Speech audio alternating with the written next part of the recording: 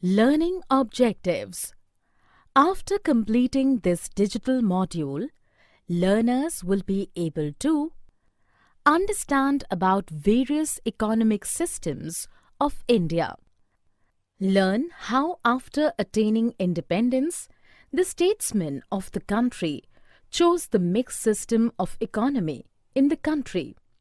Understand how, in accordance with the condition of India, 5-year planning segregated the priorities of functions.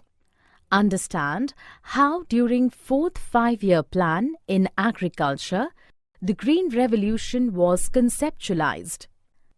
Understand how self-reliance was achieved through the increase of crops yielding in agriculture through the aid of Green Revolution. Learn during initial period of 5-year planning how it was endeavored to contribute in GDP's growth through the cultivation. Learn how heavy metal and engineering industries got the preference during initial 5-year planning, which was directly related with nation building. Learn in which ways the land reforms have been conducted under the effective guidance and overview of the governments during the planning period. Learn how through various industrial policy resolutions the interests of domestic players were assured from the severity of global competition. Understand the objectives and reasons behind the emergence of new economic policy in India during 1991.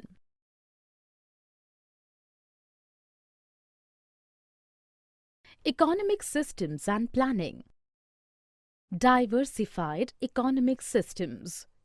The scarce resources having distributed within an economy determines various economic systems. Basically, in the market-driven economy, the business factors become very competitive, and thus the social and human needs of the poor people are neglected. Secondly, in the command economy, while the government owning the means of resources lacks to maintain the supply and demand cycle in their natural way. Mixed economy, Indian model. But in mixed economy, the government tries to mitigate the social and economic need for the poor. On the other hand, the private ownership and the innovation for the economic development is also considered to be encouraged in the same pace. The coexistence of large public sector with big private sector has transformed the economy into a mixed one. The industrial policies of 1948 and 1956 formulated by the Indian government have made the provision of such coexistence. Some basic and heavy industries are being run under the public sector. However, with the liberalization of Indian economy, the scope of private sector has further enhanced.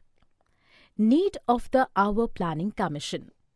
The Planning Commission was set up on 15th March 1950. Primitively, it was formulated to design policy direction, to influence the resource allocation from budget and to oversee the performance on a standard framework for comparative assessment of all the states from time to time.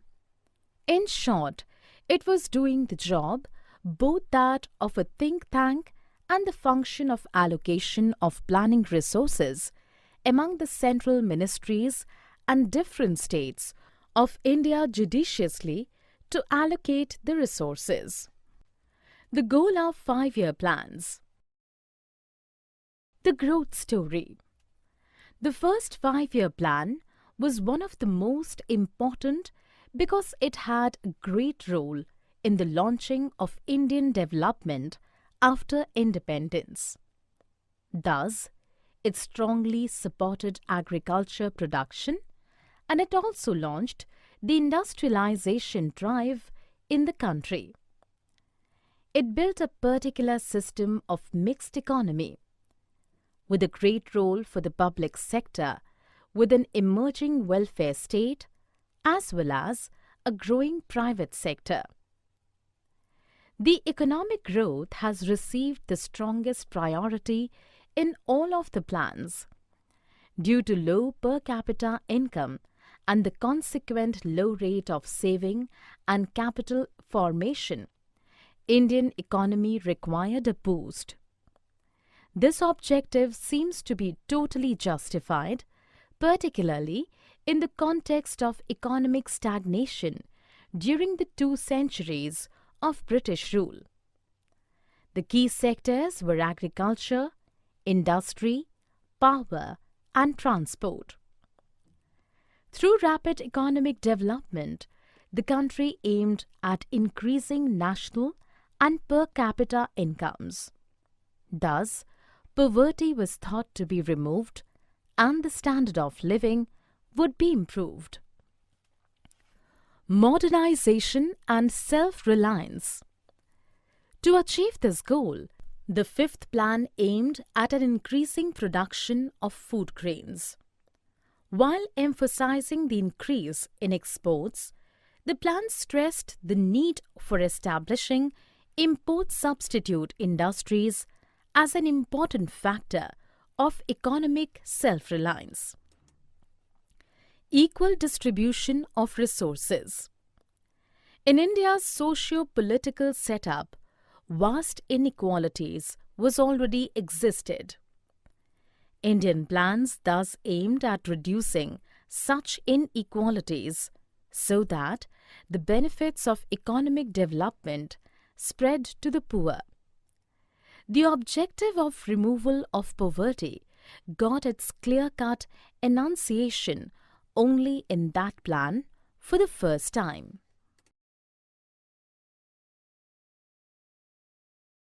Development in agricultural sector. Scopes of the agricultural development. The chief objective of first 5-year plan was to restore the disequilibrium of the country being freed from the colonial rule. In this aspect, in some of the earlier plans, some long-lasting projects were taken like irrigation and several river dam constructions. An estimated amount of 1,960 crore rupees of investment was made during the first plan, of which 601 crore rupees, as nearly 31%, was allocated for agriculture. During 4th 5-year planning, 2 main objectives were settled as to provide the conditions necessary for a sustained increase of about 5% per annum over the next decade. Secondly, to enable the sector of the rural population as large as possible to participate in the mainstream development and distribute its benefits equally. Land reforms. Land reform constituted the most important package of measures to improve the economic condition of agricultural tenants. It aimed at the redistribution of land ownership in favor of the cultivating class, regulation and rationalization of rent, improving the size of farms and providing security of tenure in order to transfer in traditional agriculture and raise cultivators to new heights. Measures of land ceiling. The ceiling on land holdings was intended firstly to meet the land needs of the landless, secondly to reduce the glaring inequalities in land ownership so that it may lead to development of cooperative rural economy, and thirdly to enlarge self-employment in owned land as distinguished from subletting and tenant cultivation. Green Revolution in India. What is Green Revolution? The introduction of high-yielding varieties of seeds after 1965 and the increased use of fertilizers and irrigation are known collectively as the Green Revolution, which provided the increase in production needed to make India self-sufficient in food grains and thus improving agriculture in India. Famines in India, once accepted as inevitable, have not returned since the introduction of Green Revolution crops. The term as coined not so being specific to India, but in occasion it had been most successful in the country.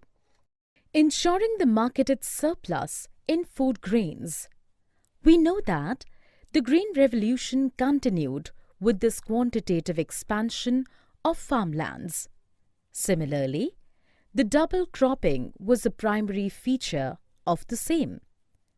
By the aid of intensive irrigation, 2 crop seasons in large and small farms were happened successfully. Dams were built to arrest large volumes of natural monsoon water, which were earlier being wasted. Simple irrigation techniques were also adopted. This envisaged the way of marketable and marketed surplus of food grains within a brief duration. The portion of agricultural produce being sold in the market by the farmers is usually called marketed surplus. In consequence of selling a good portion of crops in the market, the price of food grains declined relative to other items of consumption. Intervention of technology in Green Revolution in India. It is evident that the research and development of new agricultural technology underpinned the Green Revolution. With the advent of modern tools of biotechnology, it has become possible to address the challenges of agriculture like climate change and others which have been difficult to overcome by the conventional methods. Industry and trade. Industrial development in different planning methods.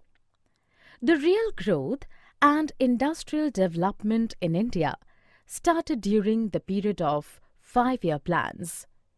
During first 5-year plan, FYP 1951 to 1956, the importance was given on existing industries like textiles, sugar, paper, cement, and so on. During second FYP 1956 to 1961, the priority was shifted to heavy metal industries and fertilizer producing units. At the time of third FYP, that is 1961 to 1966, the importance was given on heavy metal, engineering, fossil fuel fertilizers, machine tools, and others. During the fourth FYP, that is 1970 to 1975, the agro-based industries, chemical industries, specialized alloy steel, other machine tools, and automobile sectors were prioritized. In fifth FYP, that is 1975 to 1980, steel industries, chemical and drug manufacturing were taken care of. In sixth and seventh FYP, that is 1980 to 1990, railway wagons, automobile, electric equipment, chemical and cement were prioritized. The appropriate backup of training was set up. Service sector, banking and insurance. It has been important to realize that the constraints in the industrial and agricultural sectors and the natural advantage of India in service sector had led to services-led growth of the economy. While the limitations in the other two sectors need to be removed, as is being attempted now, there is no need to expect the hare to sleep for the tortoise to overtake it. Public and private sectors' contribution. Industrial Policy Resolution, that is IPRs. The 1956 IPR policy continued to constitute the basic economic policy for a long time. It laid down three categories as the industries belonging to have exclusive responsibilities to state, progressively state-owned with future private enterprising, and aspiring the futuristic development in the sector. Trade policy and import substitution industrialization. What is import substitution industrialization? Import substitution industrialization generally refers to policy that eliminates the import of the commodities and allows for the production in the domestic market. The objective of this policy is to bring about structural changes in the economy. The policy of import substitution is achieved through discrimination of capital goods against consumer goods by tariffs, quotas, exchange control barriers, exchange rate policies, and fiscal and credit policies. For an example, in India, the tariffs on crude oil and naphtha are negligible, while there is a duty of about 300% on most of the synthetic fibers. The duty on basic intermediates for producing these products varying between 100% to 200%. Furthermore, the imports of synthetic fabrics is totally banned. The imports of most of the petrochemical intermediate were restricted until now. However, the recent policy in India has relaxed the restrictions in some cases. The License Raj in India. This refers to the period between 1947 and 1990, when the economy was centrally planned. Apparently, it needed approval from 80 agencies before a license to produce something could be obtained. A strict regime of regulation and governmental control on production and its various modes was prevalent during this time. Emergence of new economic policy in 1991. The thrust of the new economic policy has been towards creating a more competitive environment in the economy as a means to improving the productivity and efficiency of the system. This was to be achieved by removing the barriers to entry and the restrictions on the growth of firms.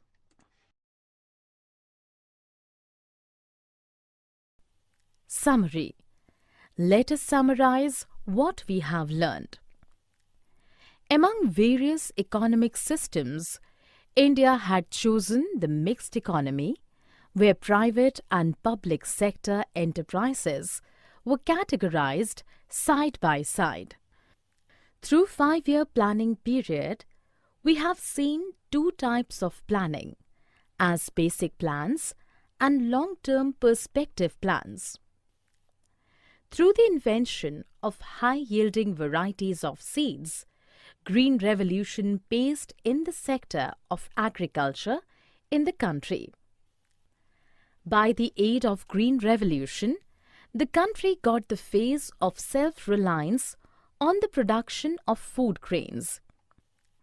The heavy metal industries, mining aiding engineering industries, and chemical products changed the scenario of industrial domain of the country during planning period. Through land reforms and the measures of land ceilings, government took the necessary steps to revive the conditions of small-scale farmers and agricultural landless laborers. Through various industrial policy resolutions, governments overviewed the import and export policies of the country in accordance with the developing domestic players inside the country. New economic policy in 1991 brought the essence of private ownership and fewer regulations in the functions of government in policy making.